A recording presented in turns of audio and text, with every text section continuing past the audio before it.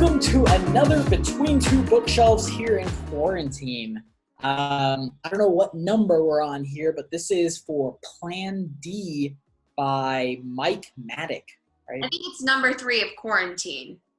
Maybe number 4. Number 3 of quarantine, yeah. Total of 6? Yeah, I think so. Maybe? I think so. 7. Cool. Well, hey, before we jump in, quick announcements. Remember to double check on our Twitch channel, and definitely make sure to come visit us on YouTube as well. YouTube, there's going to be like some edits, a couple other interesting little things. If you want specific like links to books, if you want specific, I think we're going to have like links over to just a couple other things on our YouTube channel. But then Twitch, there's a couple options as well where you can subscribe to us and you get all the books that we're reading for the month. And then you'll also be donating all profits to Room to Read, nonprofit that we're partnering up with to do this. So Ashley, you want to jump right in? Give us a little synopsis for Plan D. We have Plan D by Mike Maddock, How to Dream, Drive, and Deliver, Lessons from the World's Most Successful Disruptors. And Mike Maddock actually also wrote Idea Monkey. And so this book, I think, is not as well known as maybe some of the books that we've read so far. AKA there's not an audiobook, so I had to read a hard copy this time and not listen to it. But basically, it just kind of takes a look at what disruptors do, their mindset, their practices, organization, goal setting, and then also it just kind of warns you, if you're not a disruptor, you'll probably be disrupted by one, your industry at least. And so it kind of takes a deeper dive into it. It has a lot of really cool, funny doodles, and so it's a super easy read. It's really relaxed, but it has, I think, some pretty good value. I really liked it actually. Good. Compared to the last book that we read for sure. So I guess we can jump into the readability score. Yeah. So for those of you who are new or who haven't checked us out just yet, we grade all of our books on 5 criteria, and so readability is one of those criteria. As far as readability goes, Ashley, I think you're right. Yeah, there's some like doodles, but I think there's a deeper thing that helps with the readability. And I think it's that the whole book is pretty much based on like frameworks. So he uses a lot of like frameworks and pretty much like metaphors and similes to make it really kind of easy to consume and to understand where he's coming up with things. Mm-hmm. And he uses a lot of stories, like almost 90% of the book is like straight up stories. Yeah. And so it's not too hard to follow along. I'm honestly gonna give it like a 1.9. I'm gonna go fringe like last time and give some like weird points, some weird decimals on it. But I'm going 1.9 on readability. It's really good. There were a couple times that it dragged out just a little bit. Especially early, I wasn't sure why it was taking so long to get into the book, but definitely worth it once you get into it. So I'm giving it a 1.9 on readability. Cool. I'm kind of right there with you. I have it written down already, all my scores, and I have mine as a 2 for readability, just because I felt like it was such an easy and quick read. I think it's like only 160, 170 pages, so it's really quick, and that's not including all of the negative space that he's left for notes in there as well, and which Attilio I think has the Kindle version, but in the hard copy there's note sections and drawings and things like that, and so it's really quick and it's really simple, I guess. Like the verbiage that's used is very basic level, so there's nothing like out of the ordinary that you're having to look up. So I think for readability I would give it a solid 2 out of 2.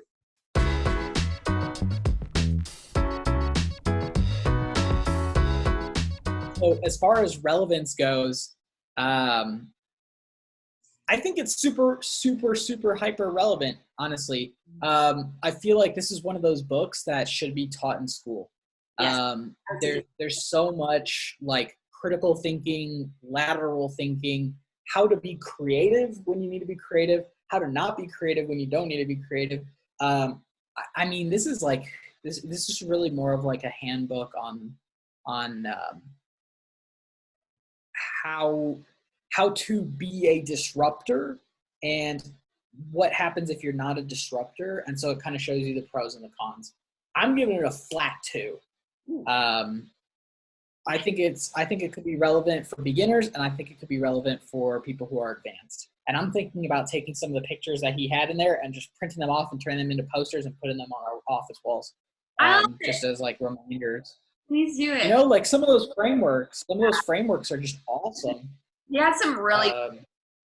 I describe them as doodles, and they're probably about 50% doodles, but others were diagrams, and they were breaking down like what was happening. And so I agree that those were super cool.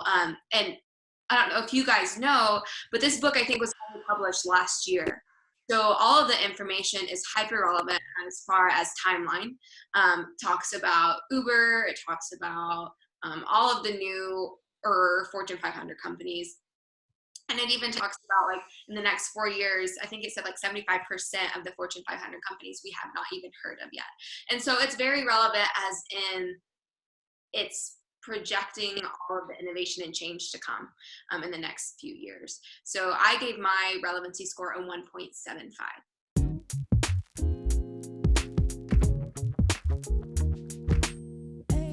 So applicability. At the end of each chapter, and I hope this was in your Kindle, Attilio, I'm sure it was, there was like hacks and tips for disruptors at the end of each chapter, which was basically like kind of the overview, like a Spark Notes within the book on just kind of the key takeaways that he intended for the reader to digest during his storytelling and similes that Attilio mentioned earlier. And so I think that makes it very, very applicable because you get like a refresh at the end of each chapter on what you're supposed to be focusing on and what you're trying to take away and hopefully apply. And so I actually gave mine a 2. So I'm rating it really high across the board so far. Yeah, I agree. The interesting thing, so yeah, I did read it on Kindle. And there were like those little sort of Spark Note sections, and every time I would go through those, it not only it wasn't just a summary on what was already said.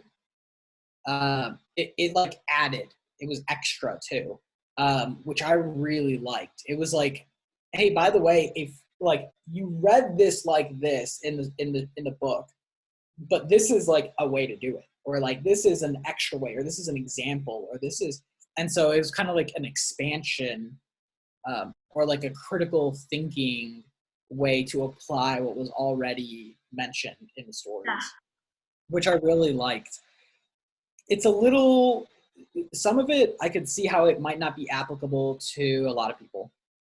A lot of people, you know, are just comfortable where they're at. A lot of people, he uses a metaphor in the book, are like those frogs in hot water that they're just like boiling where they're at basically. And so I don't know if people are going to take action. I don't know how like motivating the book necessarily was. But I do think it was very applicable, and he definitely put in place what you needed to apply everything inside of the book. Yeah. I'm going to give it a 1.7.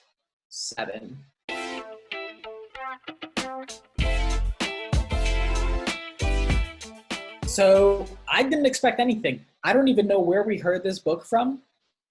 But holy hell, I thought that it was value packed. Yeah. I'm going to keep it simple and say that this is a 2.0 for me. I mean, so much value. I don't know where we heard of this book. I've never heard of it. It's new, but it's not a bestseller, and I feel like it should be. Yeah, like, wow. Yeah. I don't know. Good value versus expectation there. Yeah, it was on, I think maybe Amazon's top business books, maybe like on the lower half of the top business books. So I'd never heard of it before either. I didn't really have any expectations. Actually, zero expectations. And I really like this book. I think it's a book that I will definitely reread in the future. I'm going to keep it in the bookshelf. And so I'm excited to actually have a hard copy of it because I really like the book. And I think I could lend it out to other people and recommend it because I will recommend it. And like, I agree with Attilio. I think that this should be taught. Like, this is such a good entrepreneurial, just business owner book, period. Aspiring businesswoman or businessman, because it just lays a really great framework.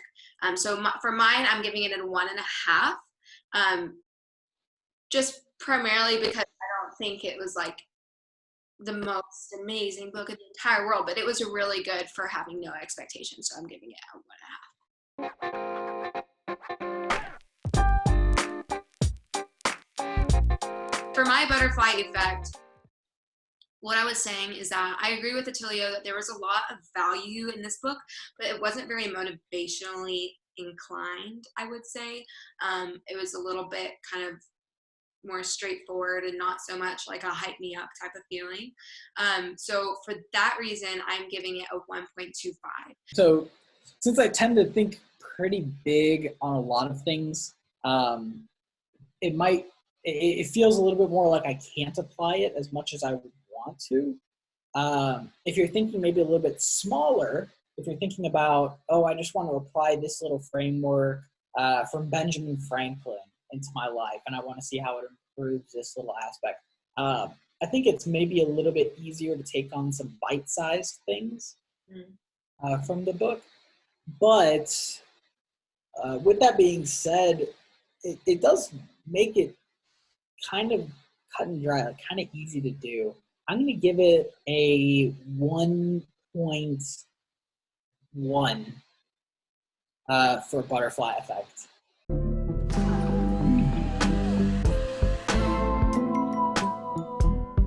So total scores, what do we have?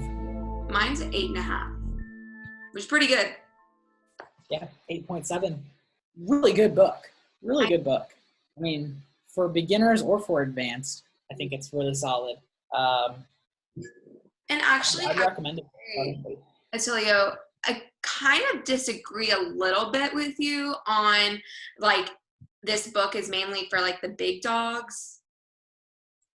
Because whenever I was reading it, I was like, man, like, I feel like even, like we were saying, like, as a high school or a college student. Yeah. Do what? Yeah, no, I get what you're saying, yeah. Yeah. So I just think that, like, a small fry, a beginner, somebody like me could really use this book. So I liked it a lot. Yeah, I was saying that because I feel like he encourages you to almost think really, really big. And so it feels almost overwhelming in some ways. And I'm not the really type of person to have like anxiety or anything like that. But I was just looking at it and I was like, oh my God. Because you have to critically think. I mean, you have to set aside time, right? You have to budget time out to think about something that isn't there yet. Yeah. And so to me, it's like, oh my God, I don't have that time right now. Like, I'm trying to be proactive, and maybe if an idea comes up, it's like, yes, we can take it. And so that's why he kind of gives information on like prioritization and how to make decisions. I feel like it's almost something that I have to read like 2, 3, or 4 more times for it to be like, okay, I'm a disruptor now. Even though while I was reading the book, I was like, oh yeah, I do that all the time. You know, I don't know. Yeah. I don't know if you saw any moments where you were like, oh yeah, that's me. Yeah, I mean, throughout the book, this book I feel like is such a good like baseline for somebody who wants to be like a big mama jam. Like they want to make like differences, and like he keeps quoting people who think they're crazy enough to change the world are the ones that do, or something like that. And so it's for those type of people, which I would self-categorize myself as one. So I think that's why maybe I really, really liked it. And I would highly recommend that you guys read this book if you haven't already. And I'm definitely going to be recommending it to some of my friends and family as well. So. With that being said, what's our book for next in 2 weeks? Ooh, let me look. I need to have that ahead of time. I think it's one of our new books. So yeah, let's take a look really quick. The one after that, our original schedule was the Execution Factor, but now we have Dare to Lead by Brene Brown. Oh, that's a good one. Okay. Have you read that? I have not, no, but I've heard some good things. So I actually have that book already. I haven't read it yet, but I bought it with intentions to read it, so I was excited about that one. Let me see if I can pull it up on like Audible or something really quick. All right, cool. Well, I guess with that being said, thank you again so much, everybody, for joining us for another Between Two Bookshelves.